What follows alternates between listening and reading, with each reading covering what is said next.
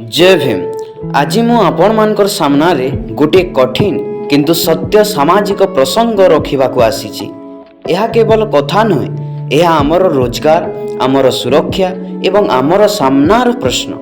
आमे प्रतिदिन देखुचु गरीब लोकंकर अधिकार अछि बोली कुहा जाउची, किंतु सही अधिकार आज केवल कागजरे सीमित।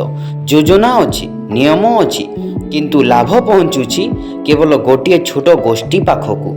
ग्रामरे बस्तीरे लोके भय मध्यरे जीवन काटुछंती, केबे जंगलर नामरे, केबे चाकरीर नामरे, केबे सुरक्षार नामरे। समस्या चारि पाखे एवं जेतेबेले गरीब लोक प्रश्न उठांती सेतेबेले तांकु भयभीत करिवा चेष्टा करा जाए, चुप रहिबा पई बाध्य करा जाए, न्याय मागिले दोषी भावे देखा जाए। मु आज प्रश्न करूछि, एही समाज पई योजना अछि ना केवल भाषण पई, न्याय समस्तंक पई ना केवल शक्तिशाली मानंक पई। जदि आमे आज चुप रहिबा तेबे आगामी दिन आहुरी भयंकर हेबो, किंतु जदि आमे आज कथा कहिबा तेबे परिवर्तनर द्वार खोलिबो। अन्याय सामनारे चुप रहिबा सेठारे मध्य गोटे अपराध, आउ सत्य पई कथा कहिबा सेही आमर अधिकार। आज नुहे तेबे केबे, आमे नुहे तेबे किए।